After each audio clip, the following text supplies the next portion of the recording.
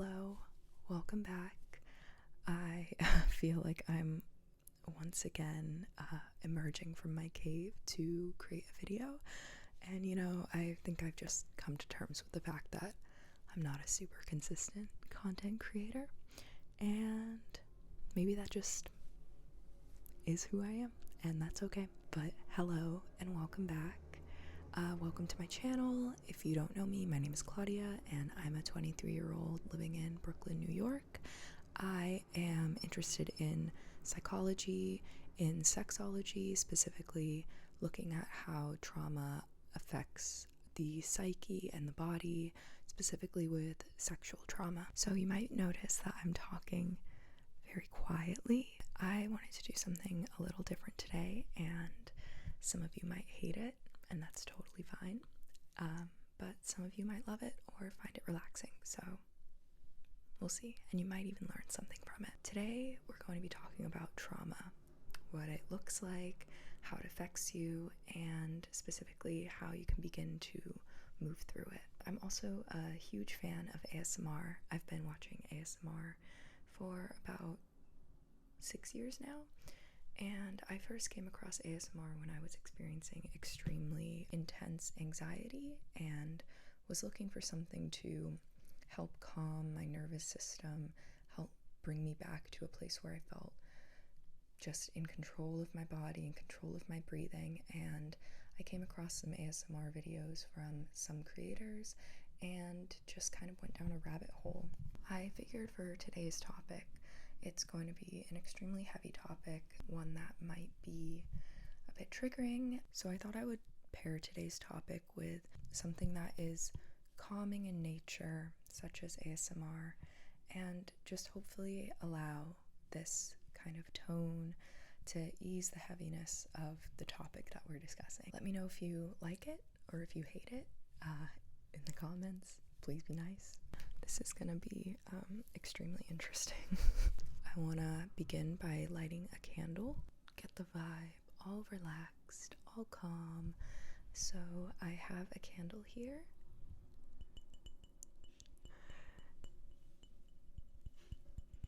It is an Earl Grey scented candle from the Queer Candle Company. You can get their candles if you live in Brooklyn at Artist and Fleas, or you can order them online. I really like all of their candles. Oh my god, this is so intimate.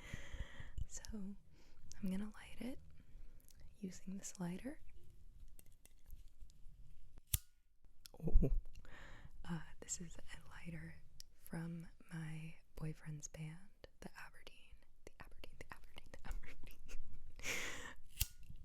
I don't know how to light this candle while holding the mic, so I'm gonna put this down for a second. It is lit. Oh, that's actually a really nice sound. I really didn't think this through. I have my laptop on my lap, and now I'm just holding a candle. This conversation is actually extended from an IG live that I did with the founder of Wanderlust, Natasha Miller. She is an incredible creator, an incredible founder who created a card game for individuals who are looking to strengthen the intimacy and the bond between their friends, their partners, their sexual partners. So I will put all of the information for that below. But I did an IG live with her. She was kind enough to ask me to do one regarding trauma, specifically sexual trauma and the aftermath of it. I am interested in trauma-informed therapy, and the question that I often get is, what is trauma-informed therapy? So, put simply, it is a facet of therapeutic care that takes into consideration the history of trauma within a client. It understands that trauma can shape a client's current symptoms. It's extremely conscious of triggers and takes them into consideration when creating a treatment plan in order not to re-trigger the client. The next question is, how does one know if you've undergone trauma? How do you identify it? Typically, trauma is either a single experience or reoccurring events that often overwhelm an individual's ability to both cope and integrate with ideas and emotions that are involved with that experience. Is typically put into two different facets. There's type 1 trauma, which is single exposure, and type 2, which is chronic. You're experiencing a single traumatic event, or you might be experiencing a traumatic event over and over, such as if you are in a abusive relationship or experiencing neglect from a parent. When experiencing a traumatic event, your safety becomes shattered. It's usually an event that is beyond the scope of ordinary human experience. It typically instills a sense of fear, of helplessness, or terror. Sexual trauma often appears as a breach in boundaries. I look so fucking stupid with these headphones on. Sexual trauma is often seen as a breach in boundaries. It lacks affirmative consent and oftentimes leaves a person feeling violated or alien in their own body. And identifying trauma is tricky. One of the insidious parts of trauma is that it has a very unique ability to bury itself within one's psyche. When you experience a traumatic event, you oftentimes have these coping mechanisms that are unconsciously occurring within yourself because you don't want to have to relive that event. We see this a lot in sexual assault survivors. So if they do choose to report their assault, they typically don't do so immediately after. It would require a confrontation of the trauma. To speak from a personal experience, I did not go to my college's Title IX office to report my own assault until 3 years after it had happened. And unfortunately, part of the questioning process that one experiences when bringing this to the attention of an institution or a university does involve the question of, why didn't you come forward sooner? And I think this just really shows that the systems we have in place to handle these type of situations do not have the care or understanding of what trauma does to the body. We do not have people who are trained in trauma-informed therapy who are handling these certain circumstances, because if we did, these questions wouldn't be asked. It would be understood or known that when faced with a traumatic event, the victim often buries it deep inside, and it takes a very long time to coax that back out and reconfront it. There are 2 different types of coping mechanisms that we often see with trauma victims. These are depersonalization and derealization. Depersonalization and derealization. Derealization. It's time to dereel. Sorry. These are often experienced after having a traumatic event occur to you. It's a coping mechanism that we instill within ourselves to remain functional. The alternative is just terrifying, to face the fact that both your reality and sense of self have been shattered. There is a quote from a novel that I recently read called Earthlings by Sayaka Murata. The protagonist says, "I still wasn't living my life so much as simply surviving." And sometimes that's what the road to healing looks like. You are trying to survive in order to self-preserve, in order to be able to get out of bed and do your day-to-day tasks. Identifying triggers is an excellent first step to starting the healing process. When experiencing PTSD, your amygdala is heightened, and this sends fear signals when there is no threat present. Unfortunately, a lot of times identifying triggers can only happen when a trigger occurs. So it's one of those tricky situations where you don't realize what will affect you until it's happening.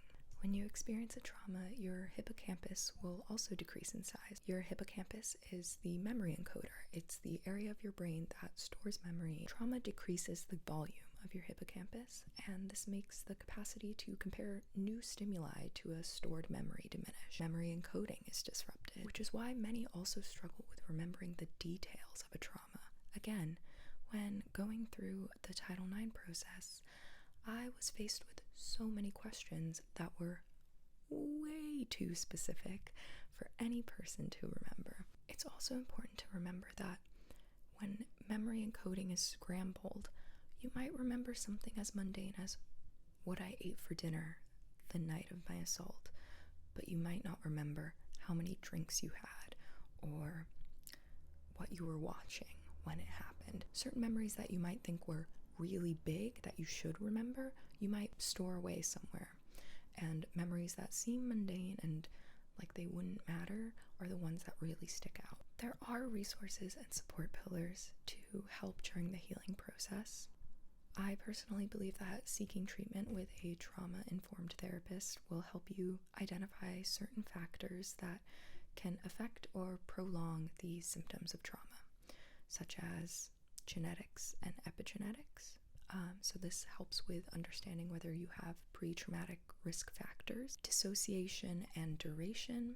So these are known as peri-risk factors, aka during the trauma, what was happening and how was your body reacting, and understanding real versus perceived social support and cognitive belief. So making the distinction between the trauma that occurred was a bad coincidence versus this is a punishment that I deserved to experience. Jumping from this is a punishment to this was a bad coincidence, this was a fucked up thing that happened, is, I think, one of the hardest parts of coming out of a trauma, because to make sense of something so senseless, sometimes we default to blaming ourselves. It helps to find social support that will strengthen your own sense of self-efficacy. So these can be people and places and things that ensure a sense of safety and consistency and predictability.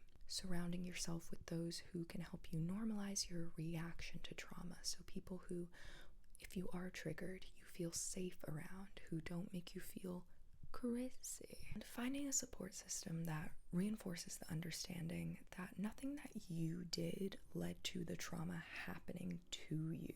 Again, this goes back to understanding that Judith Herman has a really beautiful quote on this. She says, "In the task of healing, each survivor must find her own way to restore her sense of connection with the wider community." It's important to understand and remind yourself that healing takes so much time.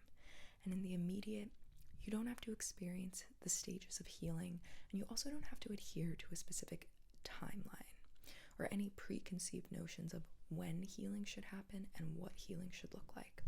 Again, trauma disrupts our cognitive functions, and it can bury itself so deep in our psyche that the healing process isn't linear. I have 2 resources here that I found to be extremely helpful when I started my trauma recovery.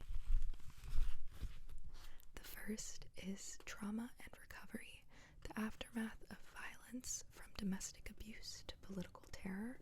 And this is by Judith Herman, the woman that I just read the quote from. And the second is The Body Keeps the Score by Basil van der Kolk. Brain, Mind, and Body in the Healing of Trauma. Oh, fuck. This book is a little more clinical, whereas Judith's is a bit more through a sociological lens, but both kind of create this beautiful pairing of deconstructing what trauma looks like. It's a lot of, oh, I'm not insane. Oh, this is what I'm feeling, which is a very affirming experience to have. I hope this was helpful.